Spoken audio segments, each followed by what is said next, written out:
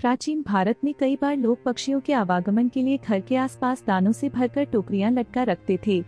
राजा के कोषाध्यक्ष के रसोइयों ने भी ऐसा कर रखा था। उन्हीं टोकरियों में से एक में एक कबूतर ने डेरा जमा रखा था, जो रात भर तो उसमें रहता, फिर शाम ढलते ही वापस अपनी टोकरी में लौट आता। एक दिन एक कौवा भी वहां के रसोई घर से आती हुई पकते मांस आदि की सुगंध से आकर्षित हो कबूतर की टोकरी में आ बैठा और प्रेमपूर्वक वार्तालाप करने लगा। कौवे की चिकनी चुपड़ी बातों में आकर कबूतर ने उसे आतिथ्य प्रदान किया, किंतु यह चेतावनी भी दी कि रसोई घर से उन्हें कुछ भी नहीं चुराना चाहिए। रसोइयों ने जब दोनों पक्षियों को साथ साथ देखा तो उन्होंने तत्काल कौवे के लिए भी एक टोकरी कबूतर की टोकरी के पास लटका दी, यह सोचते हुए कि ऐसा करने से दोनों मित्रों को बातचीत करते रहने के और भी अच्छे अवसर मिलेंगे।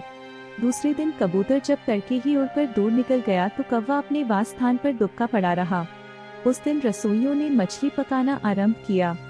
वक्ती मछली की सुगंध से कौवे के मुख में पानी भर भर आता। समय समय पर वह टोकरी के बाहर सिर निकालता और मांस चुराने का मौका तलाशता। एक बार उसने जब देखा कि रसोई घर के रसोइये थोड़ी देर के लिए धूम्रपान के लिए बाहर निकले हुए थे, तब वह उड़ता हुआ नीचे आया और पकते मांस के एक बड़े से टुकड़े पर चोंच मार दी, जिससे हांडी के ऊपर रखा करछुल नीचे गिर गया। गिरे करछुल की आवाज सुन एक रसोइया दौड़ता हुआ नीचे आया और कौवे की चोरी पकड़ ली। उसने तत्काल रसोई घर का द्वार बंद कर कौवे को धर दबोचा और बड़ी बेरहमी से उसके पंखों को नोच उसे मिर्च मसालों में लपेटकर बाहर फेंक दिया। थोड़ी ही देर में कौवे के प्राण निकल गए। शाम को कबूतर जब अपने निवास स्थान को लौटा तो उसने कौवे के पंख और मृतदेह को बाहर फेंका हुआ पाया। उसने तत्काल समझ लिया कि कौवा अपने लोभ का शिकार हो चुका था। कबूतर एक समझदार और दूरदर्शी पक्षी था।